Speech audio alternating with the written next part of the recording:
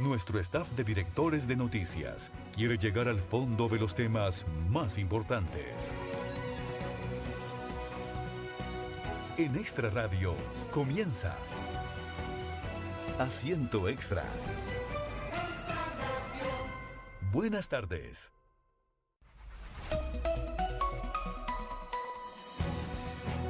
Hola, hola, ¿qué tal? ¿Cómo están? Muy buenas tardes, bienvenidos a un nuevo programa de Asiento Extra. Gracias por estar en sintonía de la 92.3, aquí en una tarde muy ventosa desde San Juan de Tibás.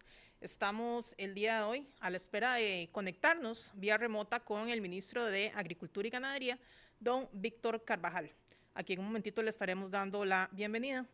Esto es porque en el último año el sector agrícola es uno de los que se ha visto más golpeado, justamente por el tema de lo que son el desempeño de este sector específicamente es el que se ha visto más golpeado a lo largo del año.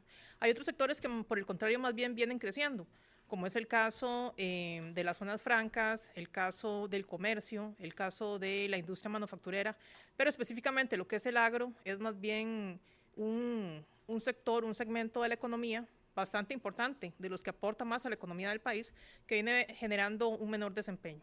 Es por eso que, como les decía, en unos minutos vamos a conectarnos con don Víctor Carvajal. Le damos la bienvenida también aquí en cabina al periodista Aarón Chinchilla, quien se suma esta tarde al programa. Aarón, ¿cómo está? Hola, hola, muy buenas tardes a todos los que escuchan y ven Asiento Extra a través de 92.3 FM. Pues bueno, un programa importante, María, porque, dependemos de la economía. Costa Rica ha sido un país netamente agrícola y es uno de los sectores más golpeados a nivel nacional. Eso por lo menos es lo que aducen muchos productores nacionales, que no hay respaldo del agro. Y bueno, habrá que ver las respuestas de don Víctor Julio Carvajal en esta materia.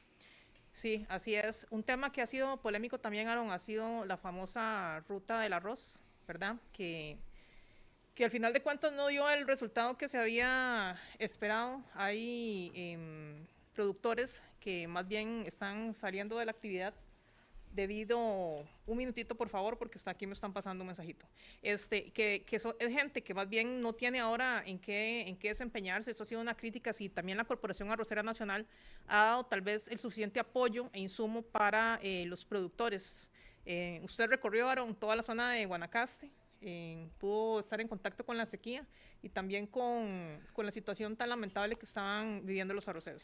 Así es, pues bueno, el sector de Guanacaste es uno de los más golpeados, sin embargo no podemos omitir otras regiones del país que se han visto afectadas por el tema agro, y principalmente el reclamo de los productores, de los agricultores nacionales, es el MAG no nos está ayudando.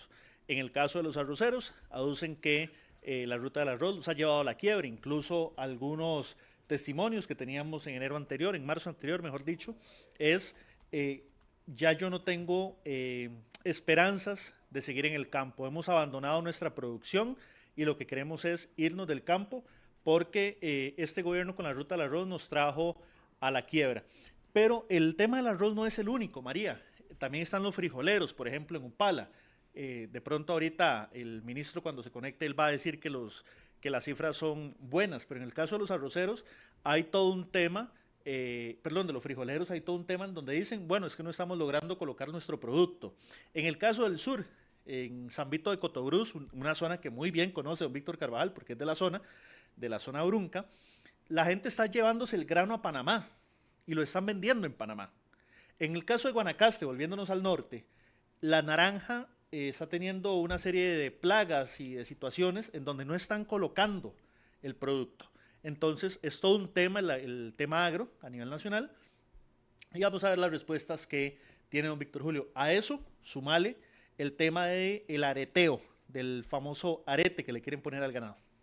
Sí, hay también, Aaron, varios proyectos en la Asamblea Legislativa, en la Comisión de Agropecuarios, que tal vez usted nos puede contar qué avance han tenido. Recuerdo uno muy particular que es para justamente evitar duplicidades en el sector que generan un gasto innecesario al erario público, y lo que pretendía era justamente unificar todo lo que son las dependencias del MAC, que entiendo que este proyecto no avanzó a buen ritmo. Sí, la verdad es que la mayoría de proyectos en materia agro pues se han quedado estancados. A ver, el gobierno pues no ha tenido de pronto un interés en impulsar muchos proyectos en esta materia agrícola e incluso, hay que decirlo de esa manera, en momentos donde fue las sesiones extraordinarias, que es el gobierno maneja la agenda, muchos proyectos ni siquiera se convocaron. En algún momento se habló de cannabis. Yo no sé si las personas que nos escuchan se acuerdan del proyecto sobre marihuana, en donde le decían a los productores dejen de sembrar tantas hectáreas de tal producto porque ahora lo que viene es la cannabis. Bueno, cannabis no prosperó. El tema de subsidios tampoco ha prosperado suficientemente y los productores nacionales dicen no nos está llegando la plata. Sumémosle a eso el tema de que el PAI del CNP, el Consejo Nacional de Producción, a algunos productores no les está comprando. Entonces es realmente compleja la situación de los productores nacionales. Aquí importante es ver justamente qué piensa el señor ministro acerca de todos estos temas y con él vamos a conversar en este momento. Ya tenemos conectado a don Víctor Carvajal. Don Víctor, ¿cómo está usted? Bien, gracias a Dios, aquí a sus órdenes. Muchas gracias, don Víctor. Aquí en cabina estoy con mi compañero Aarón Chinchilla, quien va a conducir conmigo el programa. Don Aarón. Don Víctor, ¿cómo me le va? Bien, gracias a Dios, don Aarón, aquí a sus órdenes. Gracias. Primero hagamos un balance de este 2024 en materia agrícola, porque me imagino que ustedes tienen algunos datos en esta materia. Sí, realmente el 2024 ha sido un año muy bueno para algunos cultivos. Tenemos un incremento importante en precio en diferentes productos, como lo son piña, donde el precio ha estado muy bueno, donde tenemos también un precio muy bueno en el caso del café, que tenemos un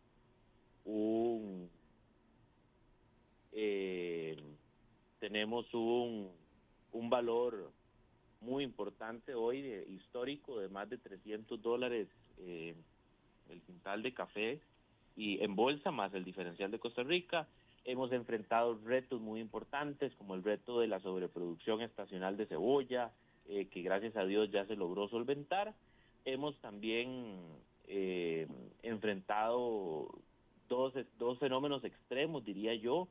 Una situación de una falta de lluvia muy fuerte en el primer semestre del año, y en el segundo semestre tuvimos que enfrentar, como todos los costarricenses somos testigos, las lluvias sumamente fuertes que se dieron en todo el Pacífico, en la zona norte y luego en el Caribe, donde las afectaciones por las lluvias han sido muy importantes, significativas en casi que todos los cultivos.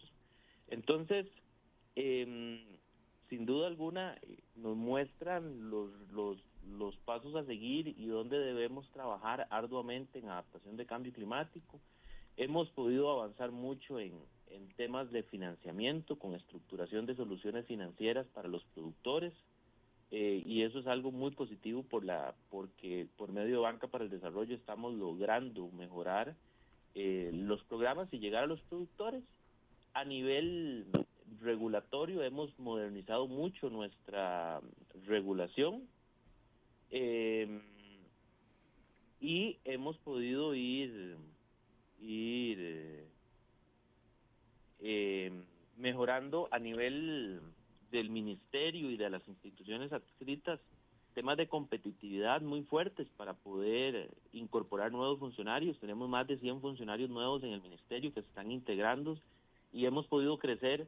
Por primera vez en muchos años, el Ministerio de Agricultura tiene más plazas hoy que el año anterior, y eso muestra parte de los avances que hemos podido lograr en este tiempo, sin dejar atrás temas como el reglamentos de drones, proyectos de ley, y todavía enfrentando los retos del sector agropecuario, que son importantes, principalmente dado a la condición climática y plagas que nos enfrentamos como agricultores día a día.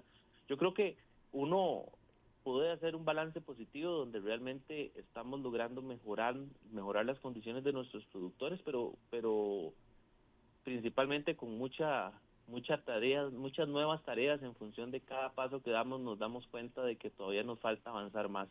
Y creo que eso es importante. En tema de trazabilidad ha sido muy importante la presentación de las guías digitales, cómo va a funcionar todo este esquema de supervisión, la modernización, y realmente uno se da cuenta que como sector agropecuario durante muchos años se estuvo en un letargo, en un abandono que se nota a nivel de tecnologías, porque seguimos ausentes de tecnología en una gran cantidad de sectores y actividades económicas, y creo que este paso de avanzar hacia la tecnificación, la modernización por medio de guías digitales, expedientes digital, trazabilidad, nos permite también integrarnos a un grupo de países que ya están ahí, no somos pioneros, pero realmente logramos ir cerrando brechas y restando, digamos, que a ese rezago acumulado por muchos años. Hay mucho trabajo pendiente, don Víctor, pero hay un tema que a veces a uno le preocupa, ¿verdad? Y es el hecho de que, por ejemplo, en el caso del IMAGRO, el índice mensual de la actividad agropecuaria, se veía que en los últimos meses hay una caída consecutiva de lo que es este índice, lo que implica que no le está yendo tan bien al sector. ¿Eso ustedes cómo lo analizan desde el Ministerio de Agricultura? Hay que tener claro algo, la actividad agropecuaria en este país depende del clima, ¿verdad? Y pasamos un fenómeno del Niño muy duro y luego con las lluvias tan fuertes que hemos tenido que también nos generaron afectación. Realmente esa dependencia de si llueve o no llueve nos pone manos a la obra para generar soluciones para los productores. Por ejemplo, temas de riego. Entonces, ahí estamos trabajando un montón de proyectos para poder mejorar las condiciones de infraestructura de riego y poder llegar a los productores. En la medida que los productores tengan forma de regar en verano, van a poder ordenar mejor las siembras y no tenemos esos picos de sobreproducción.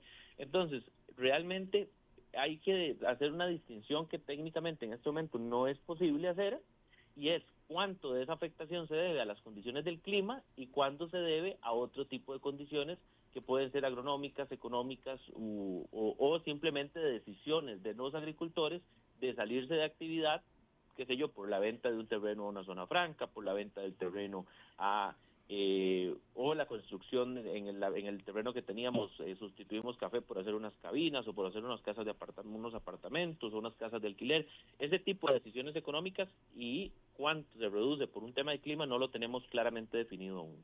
Ok, pero hay algunos otros factores que están influyendo, porque junto con esta desaceleración en lo que es, incluso podría hablar de caída, en lo que es el IMAGRO, también se ve que cada vez son menos hectáreas las que se dedican a la producción agrícola. Nos han contado productores, ¿verdad? Con el corazón en la mano diciendo, es que mis hijos ya no quieren dedicarse a la agricultura, ya mis hijos no quieren cultivar la tierra, se quieren dedicar a hacer otras cosas, estudian otras carreras que tal vez tengan más relación con zonas francas y demás. ¿Cómo analizan ustedes esto desde la perspectiva de si se está dando un impulso a nivel del Ejecutivo hacia el sector agrícola? Nosotros lo vemos como justamente esa tarea que hubo que hacer o que teníamos que haber hecho como país hace varios años y no la hicimos, de la apertura comercial con los TLCs y demás, no hicimos la tarea de la promoción y la modernización. Hoy la estamos intentando hacer. Un tema como trazabilidad que nos permite tener identificación individual, hacer las guías digitales, ver el expediente, ver cuántos animales tengo en cada lote, cómo estaba funcionando, los datos de ganancia de peso de los animales y demás cosas.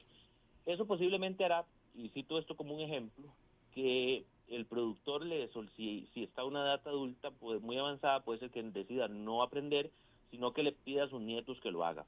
Y entonces ahí empieza un proceso de empate generacional. Ya no se llama relevo, realmente el relevo se ha asociado más a que el padre le hereda al hijo y ya en este caso más bien se está viendo una posibilidad de que sean los nietos porque los hijos justamente entraron a otra actividad. Y esto no es malo, a nivel económico no es malo, o sea, ¿por qué razón yo como llego a la universidad y estudio ingeniería, digamos, el tema de computación, y entro a un trabajo bueno, tengo un buen ingreso y pues me permite vivir como considero yo es mejor? Entonces, ese tipo de decisiones económicas son propias de un país que se ha abocado también a la industria de dispositivos médicos, al tema de zonas francas y que por ende tiene todas esas sensibilidades. Lo que nosotros estamos buscando es que no salgan más personas de la actividad, sino que más bien podamos integrar por medio de tecnología nuevos actores. Y yo veo un ejemplo cuando visitamos la zona del Caribe con el presidente. Justamente hicimos entrega de un dron a Soplatal. Es una asociación de productores de plátano, y esta asociación, justamente la persona que iba a operar el dron es un productor de plátano de 18 años.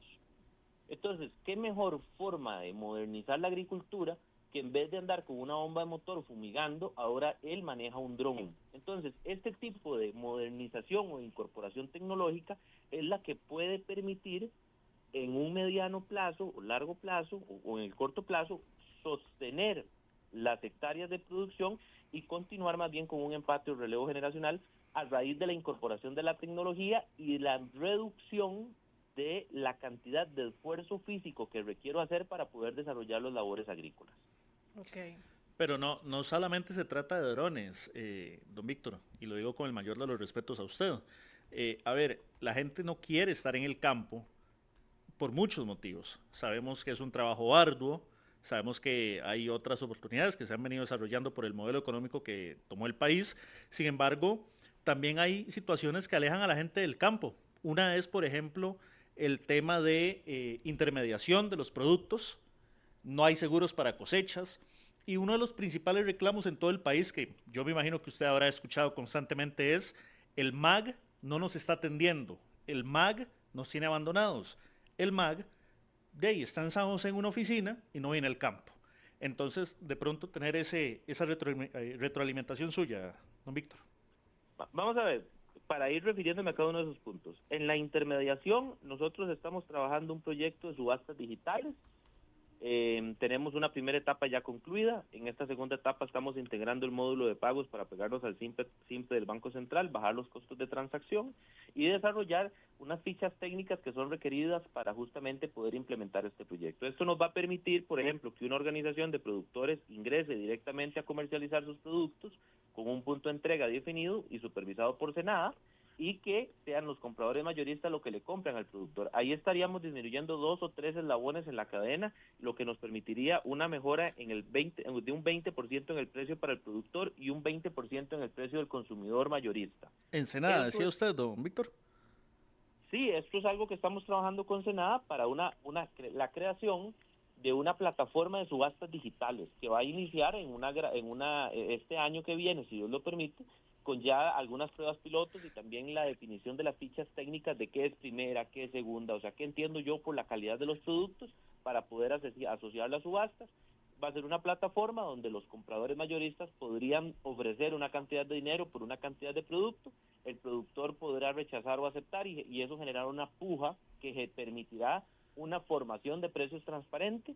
Eso es una acción concreta, por ejemplo, para abordar el tema de la intermediación. Pero, don Víctor, a ver, me queda la duda, porque a principios de gobierno el presidente Chávez cuestionó mucho a Senada. Dijo que incluso, y lo voy a leer textual como en su momento él lo había dicho, que ahí lo que hay son grandes compradoras y deciden cuánto vale la cebolla. Entonces le compran a precio bajo a los productores y ellos se lo revenden a un tercero a precios de lingotes de oro. Lo que le estoy diciendo yo es que ahí está el mercado y funciona así. Lo que nosotros vamos a hacer es generar una plataforma en donde el que va a comprar a Senada ya no le va a ir a comprar a esta persona que está en Senada, sino que le va a comprar directamente a un productor de manera virtual. Entonces, ¿cuál es la diferencia entre Senada y una feria del agricultor? ¿O cuál sería la diferencia, esencialmente? Porque en teoría en la feria del agricultor se le compra directo al productor. ¿Ustedes quieren hacer eso en Senada? No, señor. Eso es la feria del agricultor es digital. No. La feria del agricultor es para productos mayoristas. No. Entonces, justamente lo que estamos creando es un mercado mayorista alternativo con un proceso de formación de precios transparente que justamente le permita al productor tener un mayor ingreso por los productos que ellos tienen y que en el mediano plazo podamos de una vez ir generando un mecanismo de contratos futuros que ya digamos que eso va a ser como a mediano o largo plazo, que nos permitirá también a un productor ir monitoreando los precios y eso es importante. Entonces, no es que el que está vendiendo en Senada es el que va a comprar digitalmente. No, no funciona así. Más bien, el que tiene un local en Senada, pues seguirá teniendo el local, pero existirá otra plataforma que le hará la competencia a ese otro mercado y que permitirá mejorar las condiciones. Porque justamente hoy el productor tiene que ir y venderle al que está ahí, que es uno o dos. Pero ahora no, con esta otra plataforma él podrá poner y todos los compradores podrán participar en una puja de precios para poder adquirir estos productos al mejor de los precios posibles, tanto para el comprador como para el consumidor mayorista, entendiendo que no somos nosotros los que vamos, no soy yo, por ejemplo, usted como consumidor final, que va a comprar, sino más bien un supermercado, una pulpería, o sea, que compran en volumen suficiente para ser un mayorista. Ese programa, don Víctor, si mal no me equivoco y usted me corrige, ¿no se había anunciado hace ya más de un año? Nosotros hemos venido en construcción y hemos dicho que habíamos estado iniciando los trabajos. Ya terminamos una primera etapa, que es la plataforma. Ahorita lo que estamos desarrollando con esta cooperación no reembolsable del BESIE son los módulos de pagos y las fichas técnicas que son necesarias para echar a andar este proyecto en el próximo año. Y cuénteme una cosa, ¿se acuerda que habían hecho una intervención del Senado, que habían entrado incluso en la noche, que usted estuvo ahí creo hasta la madrugada? ¿Qué encontraron en esa intervención? Al final eso, no sé, hubo un informe de resultados de qué fue lo que encontraron ahí. Realmente la situación más compleja de Senada es la dinámica per se del Senada. O sea, yo tengo un galpón alquilado, qué sé yo, un espacio físico y yo me dedico a la comercialización de chile. Y solo habemos 2 o 3 que compramos chile, entonces entre nosotros somos muy poquitos y podemos definir el precio.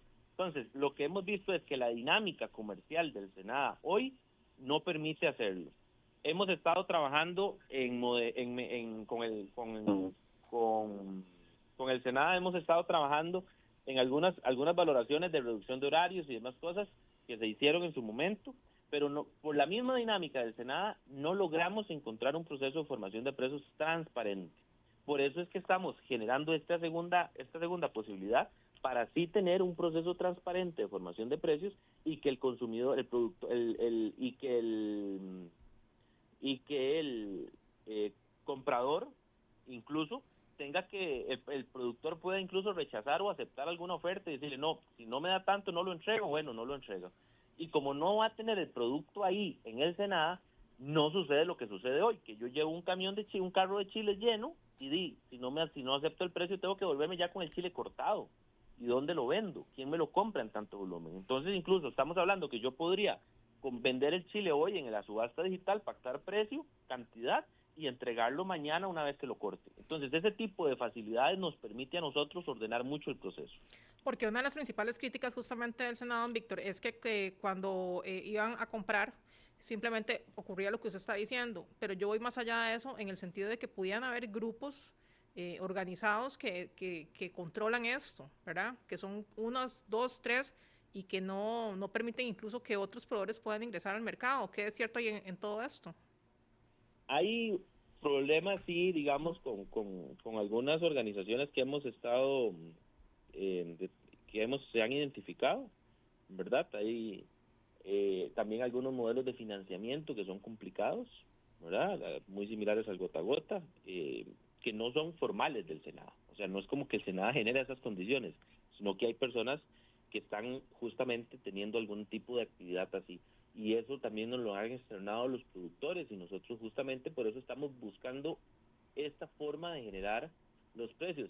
Y estamos también ligándolo con el PAI del CNP para que si usted no es productor y no tiene algo, pues tenga que generar la trazabilidad para poder entregar al CNP y ahí la brindaría justamente esta plataforma digital, lo que nos permitiría a nosotros ya tener una demanda sólida para arrancar con el programa.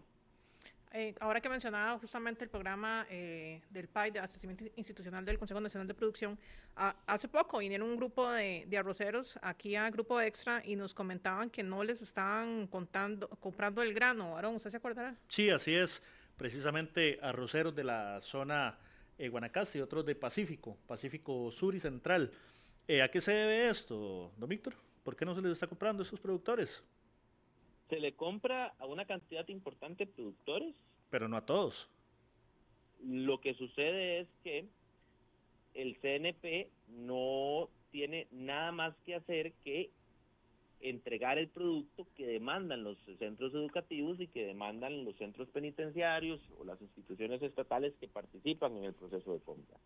¿Qué quiere decir esto? Que nosotros, el CNP responde a una demanda, y esa demanda es determinada justamente por los compradores. Nosotros lo que hacemos es, en función de esta demanda proyectada, adquirir una cantidad importante de grano. Este año, digamos, año arrocero, que entendamos es el segundo semestre y el primer semestre del próximo año, hay una mayor compra por parte del CNP que el año anterior, por ejemplo. Sin embargo, no nos permite asumir, qué sé yo, si quisiéramos sembrar el 20% de la demanda nacional, el mercado institucional es menor que eso, entonces no podemos abarcar el 100% de la demanda.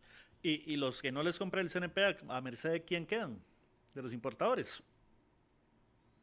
No, son las industrias, igual que en cualquier otra actividad. Nosotros, por ejemplo, le compramos a productores de café, le compramos a productores de frijol, le compramos a productores de papa, le compramos a un montón de productores, y el mercado nacional se divide entre el mercado institucional y el mercado privado.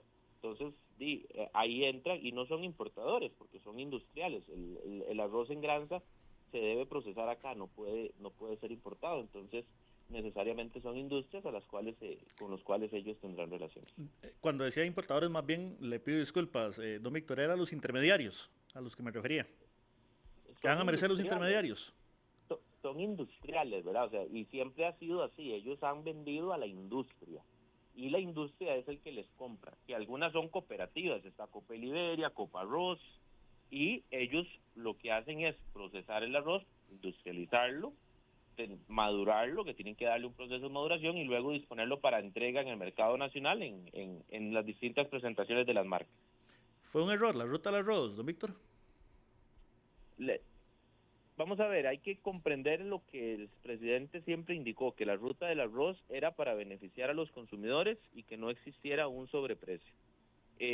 Yo lo que puedo decirle es que en el mercado internacional el incremento en los precios fue histórico, y sin embargo eso no se tradujo en su totalidad al mercado nacional, y lo que tenemos ahorita de reportes es que para el mes de marzo estaría empezando a bajar el precio del arroz por una rebaja sustancial en el mercado internacional. Entonces la ruta del arroz dependía exclusivamente del precio internacional, no de la baja del arancel. Costa Rica, históricamente, el precio del arroz costarricense históricamente siempre ha dependido del precio internacional, debido a que el componente principal de la fijación de precios del modelo anterior, cuando se fijaban los precios, más del 60-70% del precio estaba definido por un precio de importación. Costa Rica no es autosuficiente en arroz, no es autosuficiente en arroz, ni ahora ni antes de la ruta del arroz. Ahora, don Víctor, hay un proyecto de ley en la Asamblea Legislativa que es crear un fondo para echarle el hombro, como se dice popularmente, a los arroceros. ¿Usted qué opina de ese proyecto, don Víctor? El denominado Fonarroz. Sí, realmente este proyecto no le permitiría, lo que plantea este proyecto es una cantidad de recursos que no le permitiría a los productores de arroz ser competitivos. Según los números que nosotros hemos visto, pues la cantidad de subsidio se quedaría muy corta. Don Víctor, no se me vaya, vamos a ir a un pequeño corte comercial, ya casi regresamos con usted y con todos nuestros oyentes. Ya regresamos con Asiento Extra.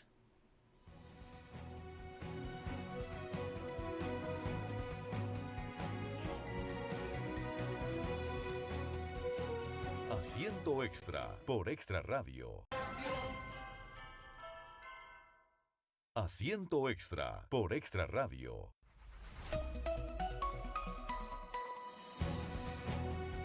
¿Qué tal, amigos? ¿Cómo están? Como les comentábamos, estamos hoy conversando con don Víctor Carvajal, es el ministro de Agricultura y Ganadería, a quien le damos las gracias por estar en este programa. Y conversamos justamente antes del corte acerca de un proyecto de ley que pretende dar ayuda a lo que es el sector arrocero. Don Víctor, usted nos decía que consideraba que este proyecto podía tener pros y contras.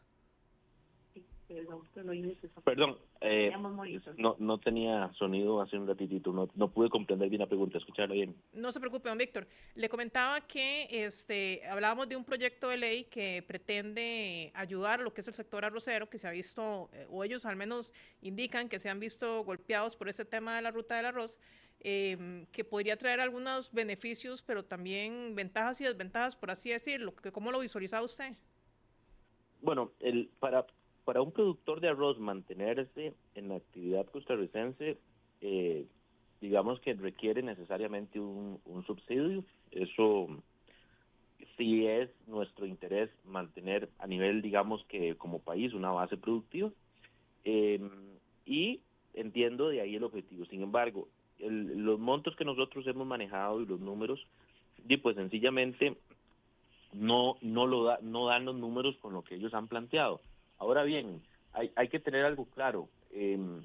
Son muchos recursos lo que se capturan por Conarroz, por así decirlo, que podrían estarse utilizando justamente en darle esa transferencia directa a los productores, y con eso podríamos estar hablando de varios cientos de hectáreas que se verifican, varios cientos de hectáreas o una porción importante de apoyo para miles de hectáreas, solamente con lo que se captura ya del impuesto de Conarroz, que es un 1.5 sobre el 100% de las importaciones. ¿Hay que cerrar Conarroz, don Víctor? Yo creo que no logró su objetivo, y creo que en este momento Conarroz no responde a los intereses reales de los productores, ni tampoco cumple un objetivo preponderante. Creo que los productores en este momento requieren más apoyo a nivel financiero para poder mantenerse en la actividad, y creo que justamente nosotros en su momento les habíamos planteado tomar recursos de esos para ayudarles a ellos de manera directa y que se pudiesen mantener en actividad. O sea, hay que cerrarlo. Desde mi juicio, sí. Don Víctor, pero ustedes tienen una silla en la Corporación Arrocera Nacional. ¿Por qué, digamos, a lo interno no proponen algún tipo de reforma para que camine de mejor manera? Es decir, para que sea realmente un órgano efectivo para los arroceros. Las instituciones han tenido, históricamente, los diputados en su momento crearon este tipo de instituciones y simplemente delegaron en una silla, y ya con una silla nosotros pues somos parte y somos responsables del problema.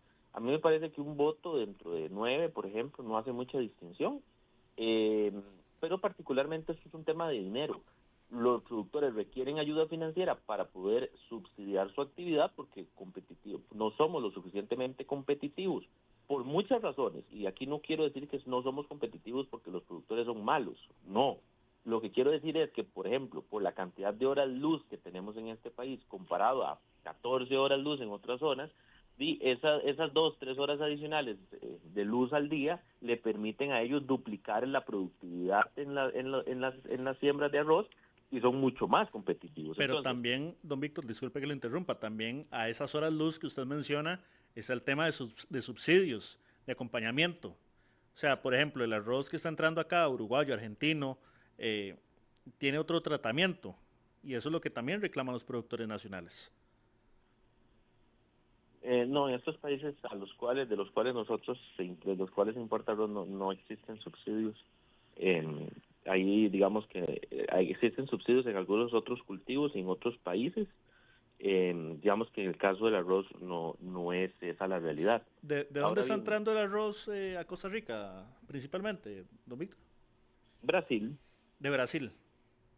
Sí, a Costa Rica ingresa arroz de Brasil, de Paraguay, entra arroz de Argentina.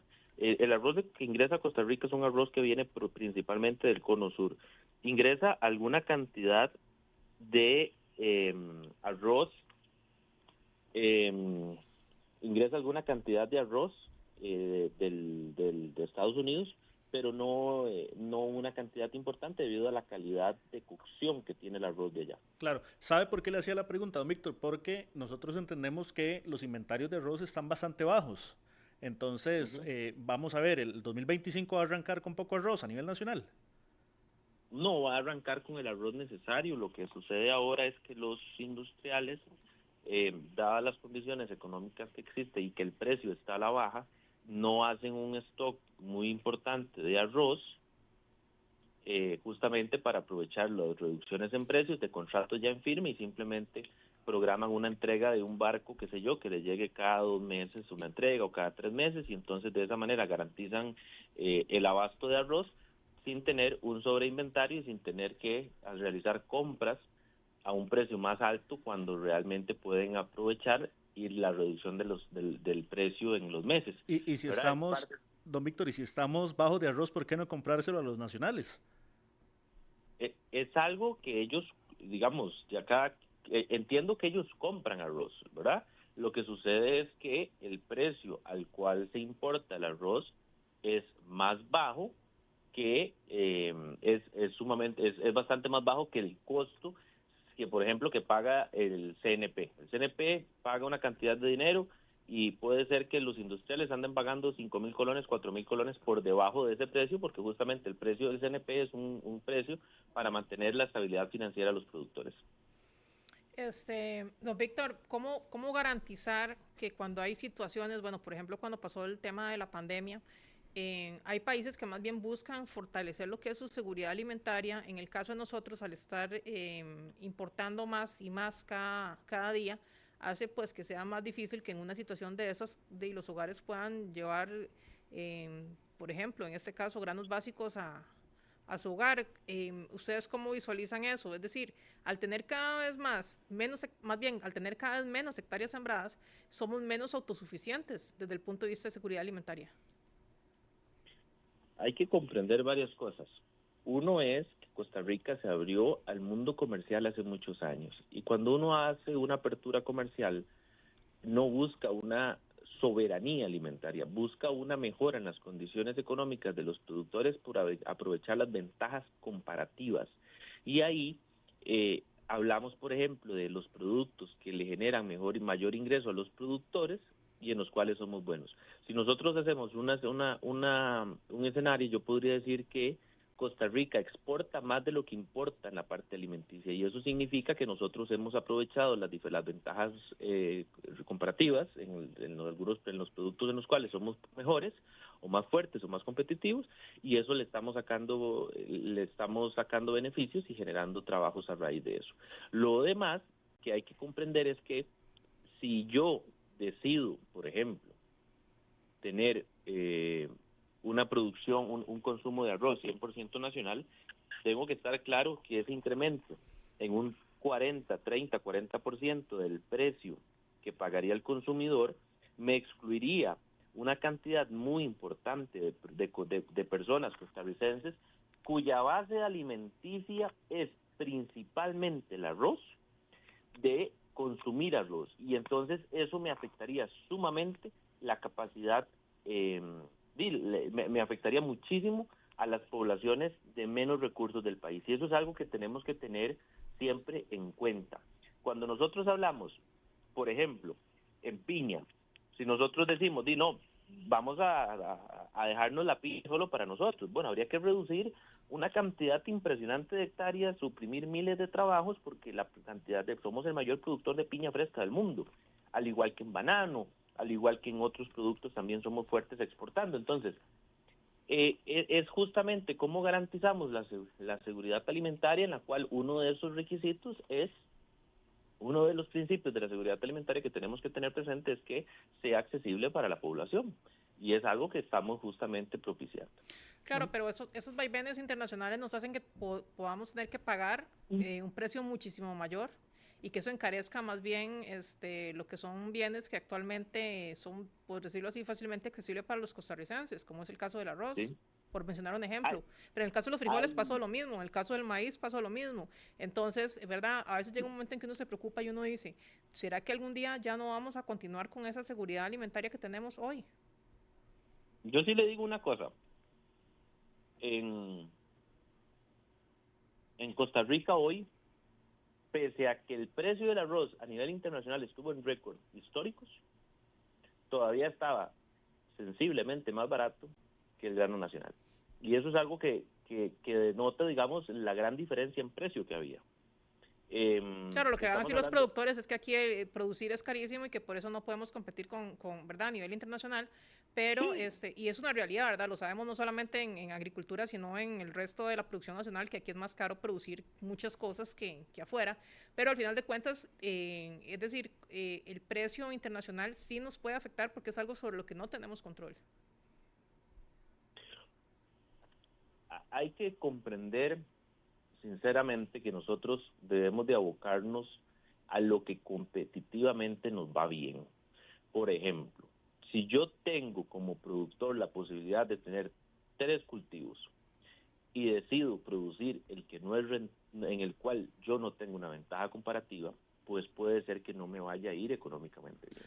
Y no necesariamente estoy hablando de costos de mano de obra, porque en el caso del arroz no es un tema de los costos de mano de obra, es un tema de costos, no es un tema de costos, es un tema de productividad, y es la capacidad que tiene en un país tropical de producir la cantidad de arroz que requerimos nosotros. Y lo demás Yo espero depende. no estar malinterpretando sus palabras, don Víctor, pero eso es como decirle a un productor de arroz no siembre más arroz. Correcto. O sea, o mejor le devolvemos la bola, como se dice popularmente, don Víctor. ¿En qué sí somos rentables? Nosotros somos muy buenos, por ejemplo, en una cantidad de cultivos. Vea, en cebolla somos buenos, en zanahoria somos buenos, en papas somos buenos, en ganado somos buenos en café, ¿verdad? Ah, Tenemos o sea, existe una cantidad de productos, en piña somos buenos, en banano somos buenos, en plátano somos buenos, o sea, hay una cantidad de productos en los cuales somos buenos. Ahora, ¿y en cuáles lo no que yo somos le rentables, don Víctor?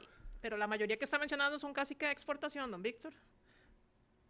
justamente porque Costa Rica hizo un trabajo de apertura comercial. Claro, el Y TLC. justamente recordemos que al inicio de la entrevista yo les dije y les expresé que para que un productor de arroz pudiese mantenerse en actividad requería de un subsidio estatal porque per se no son competitivos. Y eso yo lo he dicho y ellos lo tienen claro, lo hemos conversado muchas veces. La Entonces, distensión don está Víctor, en cuánto es el monto que requieren de subsidio para poder mantener su actividad y si el país como país está de acuerdo en subsidiar con X cantidad de millones de dólares la actividad para que continúe. don Víctor, pero entonces es que es grave. Entonces, por ejemplo, el arroz usted dice que no es competitivo. Entonces, toda la gente que está sembrando arroz tiene que dejar de sembrar, tiene que abandonar el campo. Es que es grave eso. Lo que ha sucedido en el tiempo es una salida gradual de muchos productores de arroz. Iniciamos con, qué sé yo, el triple. Cuando esta administración, bueno, al menos cuando yo llegué al MAC, habían cerca de 350 productores. Hacía 15 años habían más de 1000 productores. Y se producía, qué sé yo, el 60-70% de la demanda. ¿Por qué se fueron saliendo cada uno de ellos? Porque no eran rentable la actividad económica y migraban a otras actividades que eran más rentables. Ujú. eh, o bien que tenían menos riesgos. Y entonces, así sucesivamente fue bajando la cantidad de productores, fue bajando la cantidad de áreas, y de esa manera eh, está digamos que se presentó históricamente una reducción de menos de, ¿qué? A un tercio de los productores y un tercio del área y a un tercio de la, de la demanda cubierta con grano nacional. A raíz de eso, ¿verdad? A raíz de eso, eh, nosotros lo que hemos propiciado es que poder garantizar la compra a los pequeños productores de arroz y medianos, pero eso sí, hasta 25 hectáreas de arroz, para poder abastecer el mercado institucional y pagarles a ellos el precio que en función da la relación de productividad y costos, el precio que les permite a ellos mantenerse en actividad. Pero estamos pensando en mantener a aquellos productores que pueden continuar la actividad. Algunos productores en zonas de riesgo pueden mantenerse sin necesidad del subsidio y sin necesidad de venderle al país por las condiciones propias del distrito de riego. Pero no estamos viendo en este momento yo irle a decir a un productor, mira, deje de tener un potrero y más bien métase a sembrar arroz. Yo eso no sería algo que yo vaya a hacer, ¿verdad? Evidentemente. Y los que ya están en la actividad, que de por sí ya no es rentable, como dice usted, que se salgan.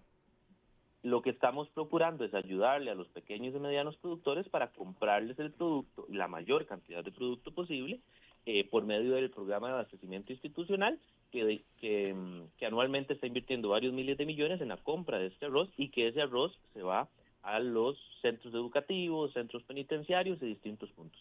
Porque es justamente ayudar a los productores que están en esa actividad y que todavía no han decidido migrar a otra actividad. Ahora, Víctor, hay otro tema que preocupa y es el tema de lo del seguro de cosechas.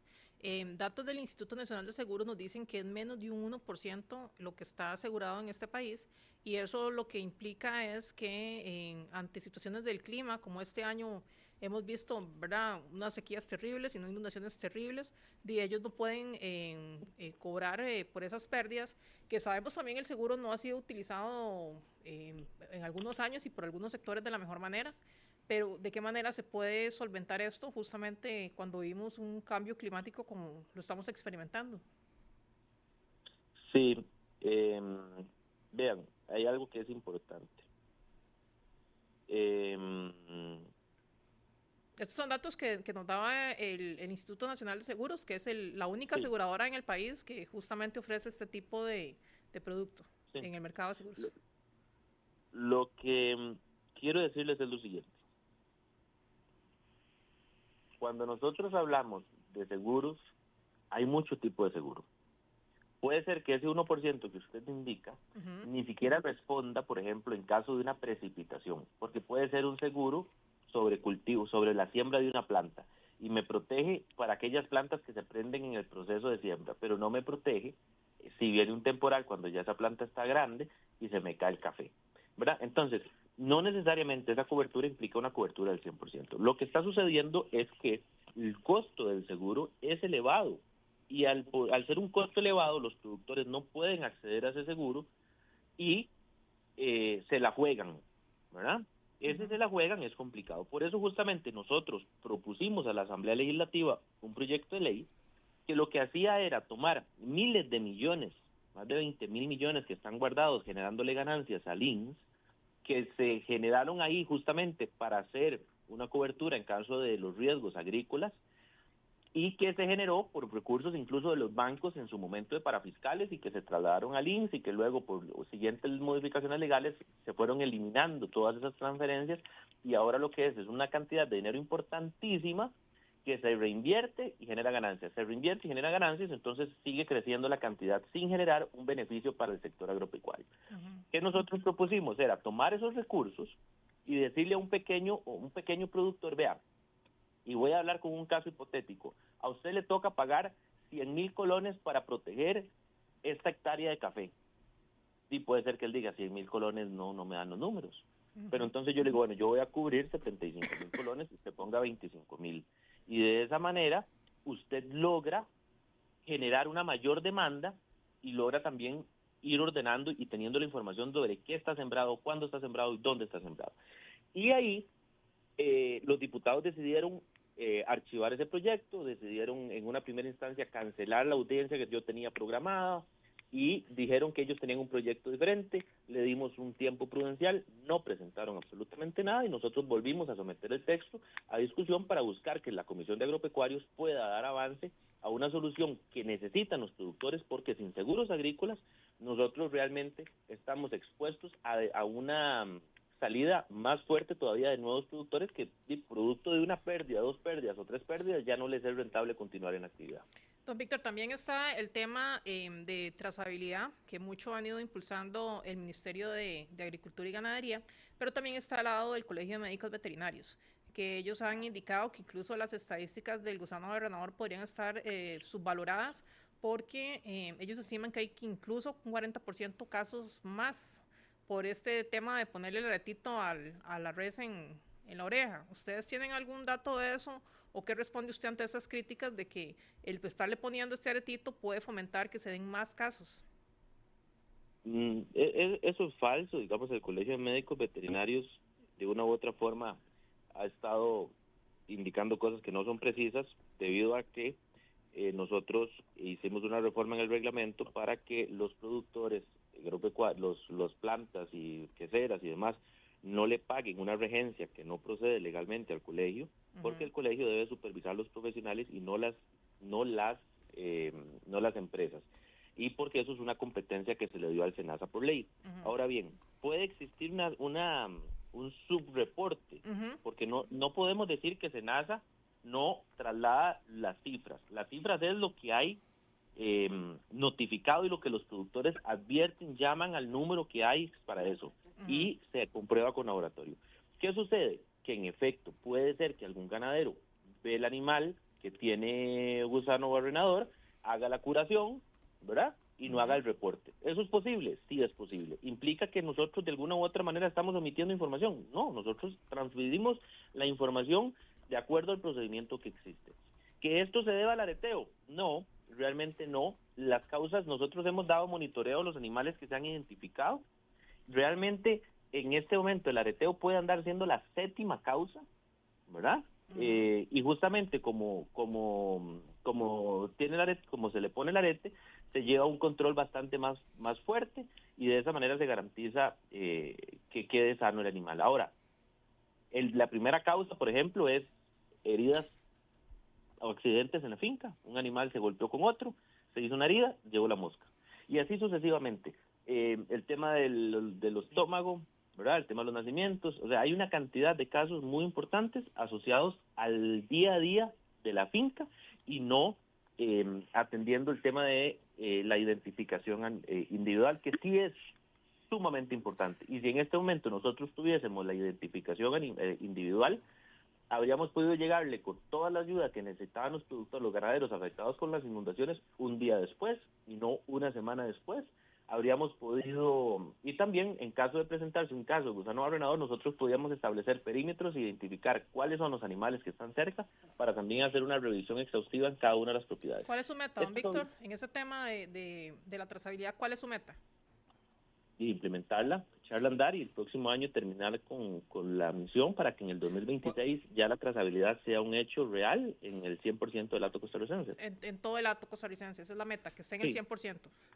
¿Cuánto le va a costar a los productores ese aretito? Si usted tiene menos de 25 animales no le cuesta nada, y si tiene más de 25 animales el costo anda en 900 colones, un arete. Ahora, usted respalda la posición del presidente Chávez, que dijo en su momento que quienes se opusieran a este aretito en el ganado, a este areteo, eran narcotraficantes o que eran contrabandistas de ganado. Yo lo que le puedo decir a usted, don Aarón, es que habían algunas personas detrás del movimiento con comportamientos muy particulares, con actitudes muy extrañas y que realmente que habían sospechas fuertes de incluso muchos ganaderos de sus actividades. Ligadas a crimen organizado, ¿refiere usted, don Víctor? Sí, señor, y que justamente estas personas estaban difundiendo mentiras y manipulando a los productores con mentiras para hacerles ver cosas que realmente no son. Y a raíz de eso, justamente se da toda esta situación. ¿Qué hemos hecho nosotros? Hemos explicado a la gente, hemos capacitado, estamos justamente generando distintos mecanismos para que los productores puedan recibir la atención. Y algo que es muy importante, si nosotros logramos identificar que en este proceso de implementación hay productores que pueden quedar fuera por no poder tener el CVO, por ejemplo, estamos haciendo las modificaciones reglamentarias para que esto no suceda. O sea, nosotros lo que queremos es, si esto nos permite identificar puntos de mejora en la normativa, todas esas mejoras las vamos a hacer realidad para garantizar que en este proceso de implementación no afectemos a ningún pequeño y mediano ganadero. O sea, don Víctor, para traducir esto a limpio, si me permite el término, o sea, usted me está diciendo que había personas ligadas a estructuras criminales y narcotráfico haciendo una campaña de desinformación en los ganaderos para que no les pusieran el arete al ganado. Habían personas posiblemente ligadas, yo no puedo decirle que eran narcotraficantes, ¿verdad? Yo no podría decirle porque yo no soy un juez de la República, ¿verdad? Y con estas cosas hay que tener mucho cuidado, pero sí teníamos reportes de que habían algunas personas que están posiblemente relacionadas a algunas actividades delictivas y que debíamos tener cuidado con este manejo. ¿Se le ha metido el narco al agro nacional y al ganado, a la ganadería nacional? Vamos a ver, hace 2 años, creo que en Pérez Celedón remataron más de 1,000 animales en una finca ganadera, que justamente salió una noticia, creo que en Diario Extra, que esta propiedad iba a pasar a manos del Estado. Esa es una de las, eso era una persona que estaba metida en una actividad ilícita, pues seguramente, ¿verdad? Porque pues entró al ICD, hizo todo el día, entonces que había toda la investigación que hay detrás de eso, y estaba utilizando la actividad para legitimar capitales, ¿verdad? A como se dan en otras actividades económicas. La legitimación de capitales no es que todos los ganaderos son narcotraficantes, la legitimación de capitales no es que todas las actividades son malas, no, es que existen personas que encuentran algunos vacíos jurídicos o puntos donde pueden entrar a legitimar capitales, y es algo que justamente todos los costarricenses no queremos. Don Víctor, se nos ha ido el tiempo. Sabemos que el gobierno presentó un proyecto de ley justamente esta semana en el que plantea establecer algún tipo de regulación o acciones para poder contrarrestar este flagelo, y eso pues en buena hora que llega, porque todo lo que sea combatir el crimen organizado en buena hora. Esperamos que no sea la última vez, don Víctor. Muchísimas gracias por haber participado. A la orden, cualquier cosa estamos siempre en la mayor disposición, y muchísimas gracias por el espacio. Muy amable, y esperamos que nos visite acá físicamente en otra oportunidad. Yo espero también que sí, poder. Bueno, gracias, don Aarón. Gracias, don Víctor. Gracias, María. Muchísimas gracias a todos ustedes también, y a quienes nos sintonizan a través de la señal de Extra TV. Sigue en sintonía de Extra Radio. Feliz viernes, y si disfrute, hágalo con control. Buenas tardes.